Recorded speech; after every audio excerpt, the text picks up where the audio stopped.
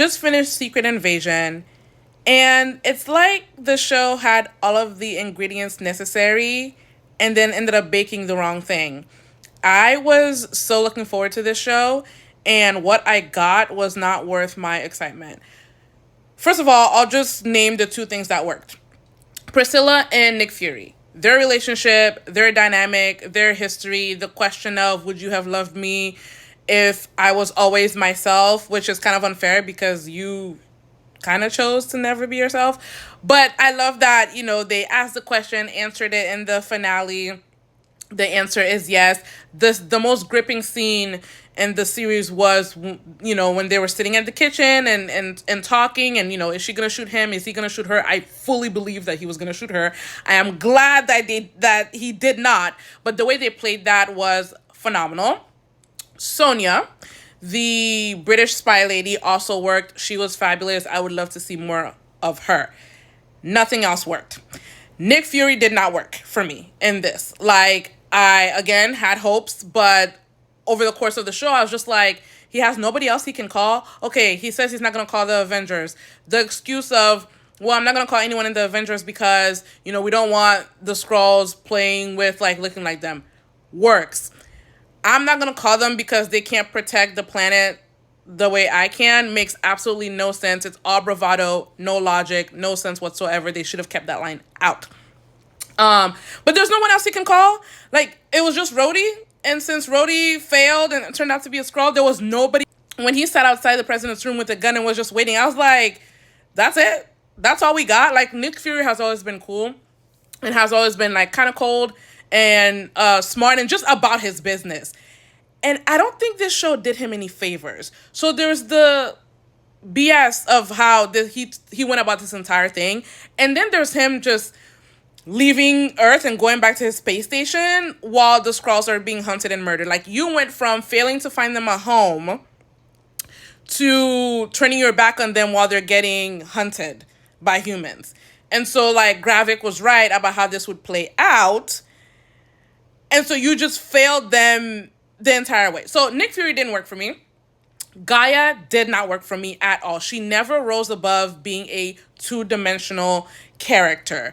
I had this problem with her from the very beginning of just, so her father tells her that her mother's dead. That's enough for her to betray Gravik. They give us a throwaway line of she joined Gravik because she never believed her father would win. I needed more than that. I'm sorry. I needed more than that. I needed to know what her motivation was because that line was not enough. I needed to know why she her mom's dead and that's reason enough. That's weak. And so then they give her they make the final battle between her and Gravik. And so I'm like, so now this is just a battle between two people that I do not care about. I wish that she had died when Gravik had shot her instead of her drinking the magic potion to make her heal. And now she's souped up, and I don't like that at all. I am not curious about Gaia in any way because they did a terrible job of introducing her to me in this show. I am not curious. Now she has all these powers. I do not care. I don't believe that she should be able to use them as well as she does. Those are, aside from the, auto regenerative abilities, those are a whole bunch of powers that she has to master, and she's just walking the streets she's got this handled. I'm not interested in this character. Gravik, had a lot of potential, but for whatever reason, after episode 3, or the last 2 episodes, he loses his shit. Apparently, Gravik had only one plan for, world domination for this invasion, and since he failed to capture the president, he switches to a rash plan of, let's have them bomb our compound, and that will spark World War III. He's killing his people and threatening them. And his people are turning against him. That did not feel authentic to me in any way. It felt forced. Them turning on him turning on them. It just did not work. And one of the guys was like, "You're nothing but a monster." He set off 3 bombs in the middle of a square in Russia and killed people. Where were you? And I think there was a line after, Nick trusting Gaia with the DNA of all of the Avengers. Why? Why would he do,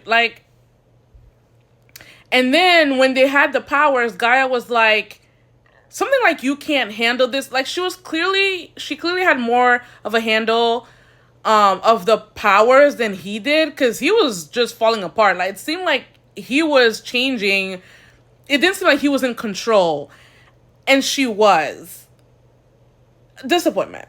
Like I'm very disappointed with this show. I hate that we never got a scene between Nick and Gravik where Gravik could confront Nick Fury, because that damn scene went to Gaia.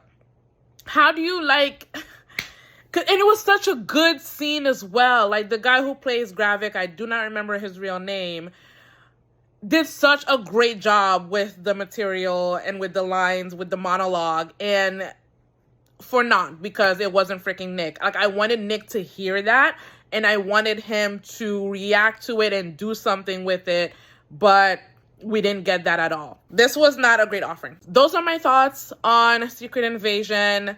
Let me know what y'all think. Did you love it? What didn't you love about it? I know there are questions about Rhodey and Ross. I'm not going to get into any of that. I do not like the thought that Rhodey has been missing since Civil War, because it just sounds like robbing the character of, even though Rhodey was never front and center as a character, but it just sounds like robbing him of experiences like losing Tony that they're not going to really give him a second time around. So, not a fan of that.